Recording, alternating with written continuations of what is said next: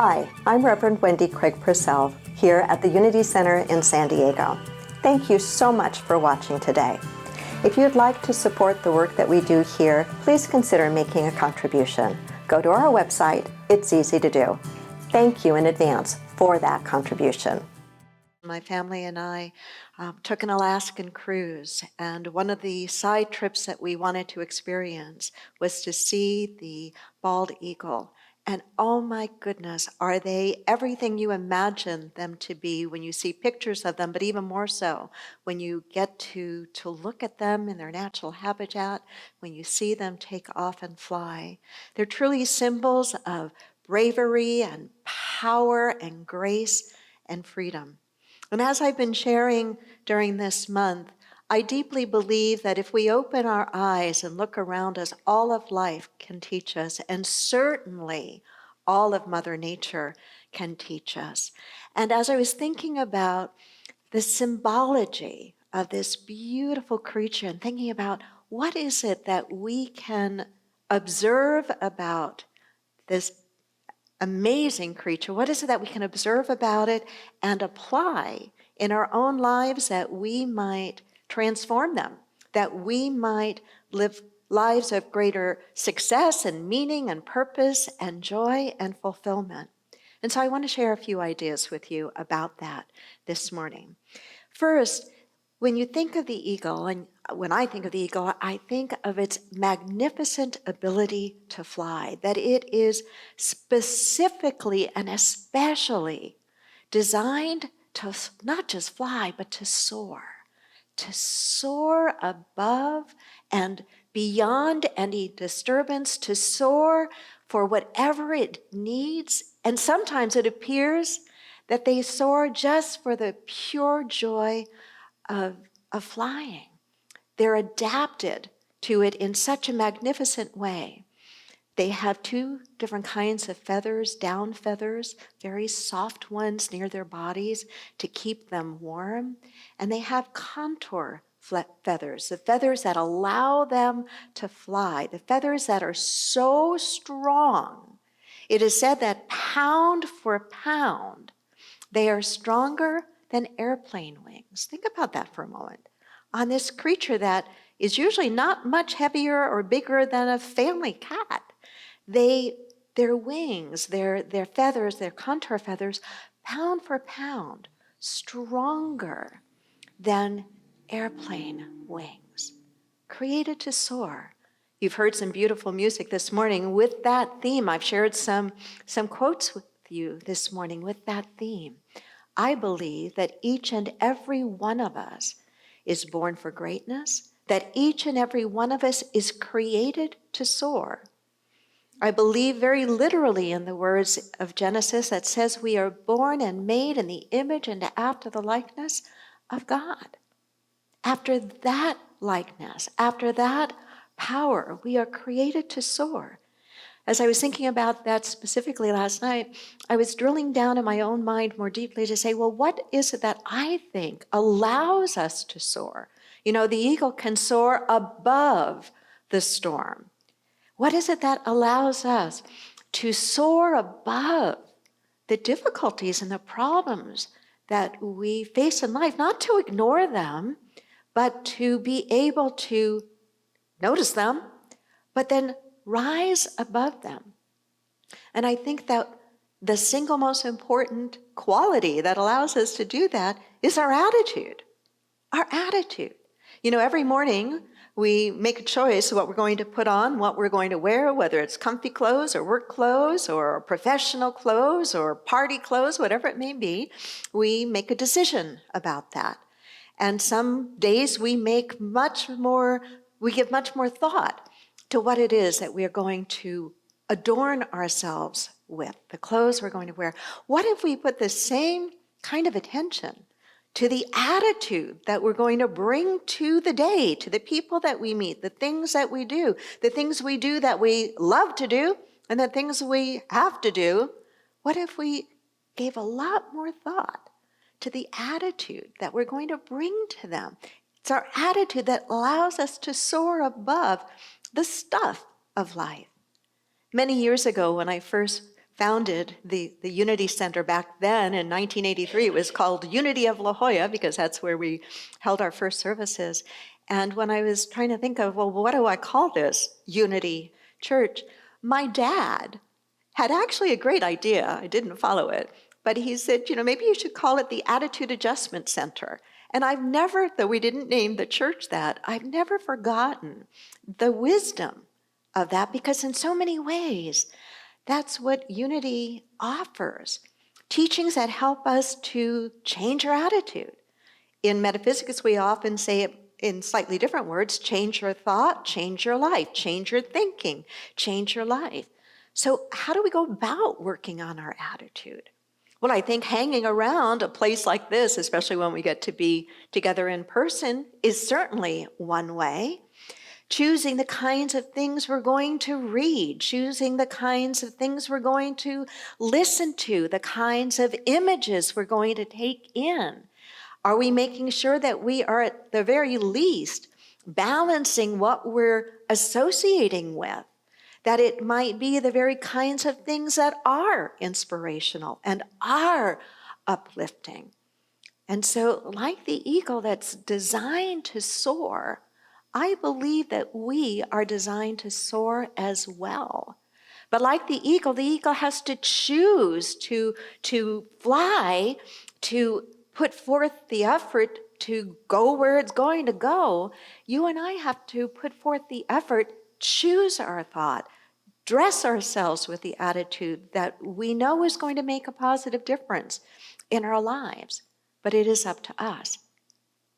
Eagles stay aloft by outstretching their broad wings and riding on air currents. So they stretch out those broad wings. They're the broadest, they're the widest wingspan of any bird, and yet they weigh about 9 pounds or so, about the size of a family cat. They're not huge in bulk, but their expanse is significant.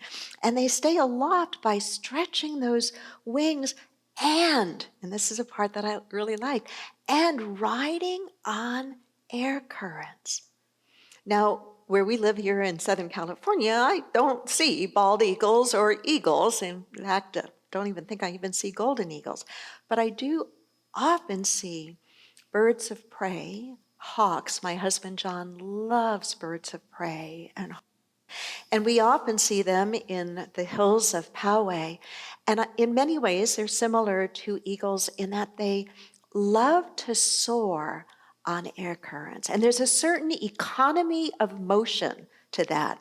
I think it was Emerson who first talked about or wrote about the idea that there is no waste in nature, and the idea that nature is very economic, not in the way that we might think of it financially, but there's no waste in nature. Everything is used, and there is an efficiency of use. And so too in the way these amazing birds soar on currents, taking advantage of the energy of the wind to make their work a little bit easier. To me, the takeaway of that for us in living our lives is, can we be more mindful of the flow of energy in our life? When we're working toward a goal, some dream, some big ambition, some big project, sometimes things go along kind of smoothly for a while, and then we hit bumps in the road, and it might even seem that we get a lot of stop signs or detours, or we're suddenly just slowed down and maybe even to what seems like a halt or a stop.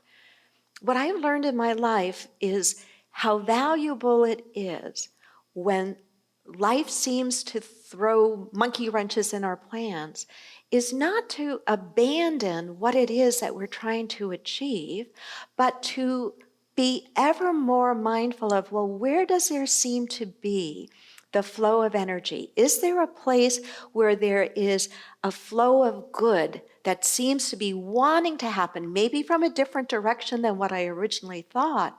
But can I go with where life is lifing itself, where there is some movement, where there is some flow of God, of good? To pay attention to the openings, I think it was Helen Keller who talked about when one door closes, another opens, or when one door closes, we need to stop being upset that the door closed, but keep our eyes open for either another door that's opening or maybe a window that's opening. But that's kind of the idea of being more mindful of where is there flow? Where is there positive energy? And can I get in sync with that? When I say that, I think of the image of a leaf floating on the surface of a stream, this water stream, and just how it is naturally carried. And sometimes it stops for a bit because there's a rock, and then there's a different shift in the current or the wind, and it moves on again. And I think life is like that for us as well. The eagle does such a beautiful job of using the economy of the wind, the efficiency of the wind, to take advantage of that. And you and I can do the same. We can do the same in terms of taking the energy of spirit and riding the current of that, realizing we don't have to do it all only by ourselves. In fact, we really can't. Third fact of the majestic eagle is its keen eyesight. Keen eyesight. If you have ever seen a close-up of an eagle, their eyes are so tiny, aren't they? But they're piercing. Their eyesight is so keen. They can spot a fish from 2 miles above. And when they spot it and decide that that's dinner, they can go straight down at about 200 miles an hour. Keen vision, locked on with certainty when it finds what it needs, what it wants, and is undeterred then in getting it. What does that mean for us? In our Old Testament, we have the verse, where there is no vision, the people perish. In metaphysics, we like to play with that and flip it a little bit and say, where there is a vision, the people flourish. It's the idea of keeping a keen and vigilant watch for what it is that you want. And I hope that as we grow and mature spiritually, that what we want becomes much more important than just filling our lives with stuff. If what we want is a world that really works for everyone, leaving no one and nothing behind, we have to keep our eyesight keen on that and let nothing, including the detours, the disappointments, the discouragements, the attempts at failure from others, we must let nothing deter us from that. To do everything that we can with keen sight, with that, whatever that is, being our goal. It's about being forward looking and forward thinking. The eagle spots that fish from high above, from a distance, and then goes for it. And then goes for it. In our country, I think too frequently we have been very short-sighted. And rather than taking the long view and really working at the root of problems, getting at that so that we can solve the real problems that we have and making long-term steady changes, we've tended to focus too much on the short bottom line. And we have to stop doing that individually and collectively, and to stand up for forward thinking, forward planning, forward looking. What is it that we want to see manifest in our families, in our schools, in our churches, in our communities, in our world? And focus on that and let everything else kind of fade and blur into the background. A fourth idea, the female eagle builds a huge, mostly by herself, with a little bit of help from the male, but builds a huge nest. It can take 1 to 3 months to build that nest, and they are used for many, many years. And the female eagle lays a clutch of eggs, usually 2, sometimes between 1 and 3, and sometimes that first clutch just doesn't make it. and then the eagle will lay a second clutch of eggs. To me, it says that even as majestic and powerful and strong and capable as that creature is, that sometimes the first attempt just doesn't work. And that can be very true for us as well.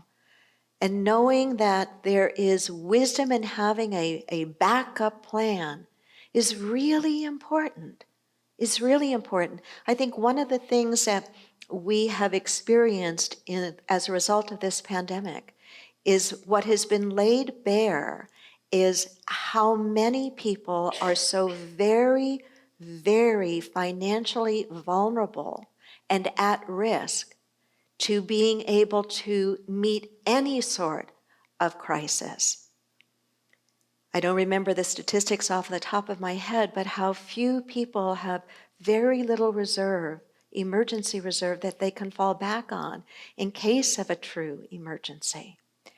I think of a story in the Old Testament, very long story, I have to give you just the kernel of it here, but it's a story of Joseph and his involvement, his success in Pharaoh's house, Pharaoh being the leader of Egypt, and Joseph being an unlikely candidate to rise in stature in Pharaoh's house.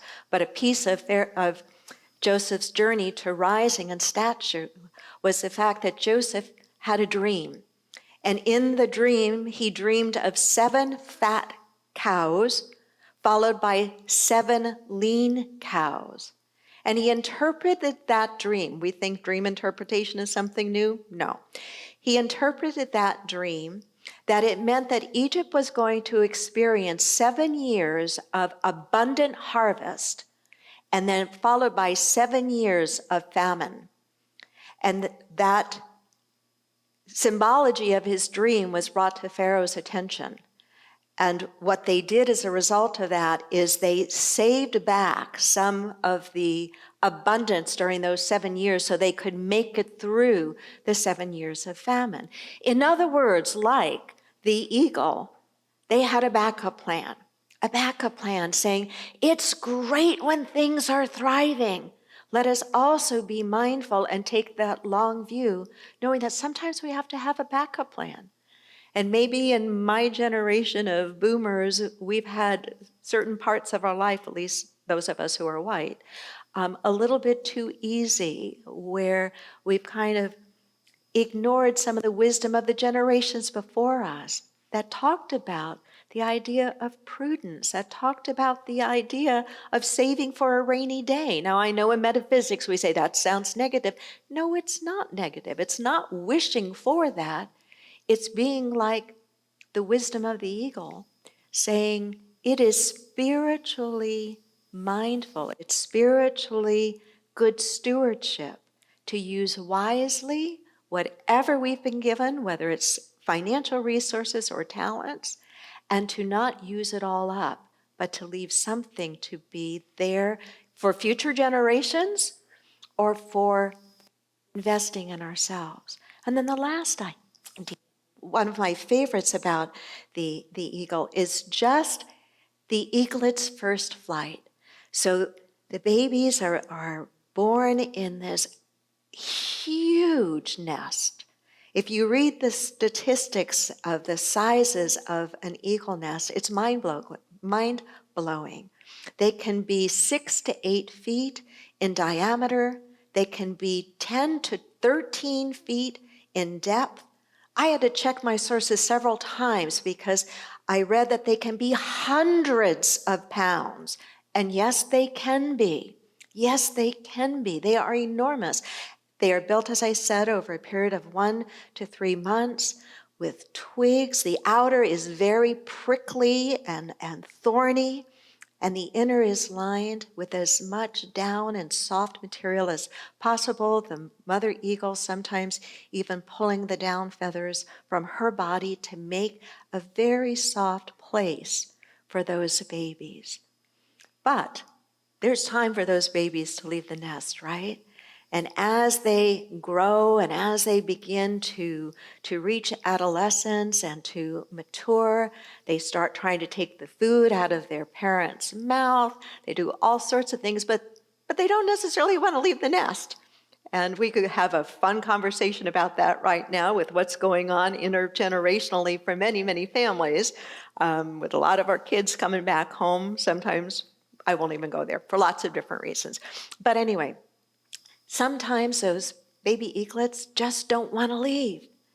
And when they are too reluctant to leave, the mother will begin to scoot them up from the depths of the nest, up to the ridge, and nudge them off, forcing them to take that first free fall if they don't do it voluntarily. We could spend a whole day just talking about that for ourselves, right? That life invites us to grow. Life invites us to grow. But if we don't accept the invitation, life will eventually force us to grow.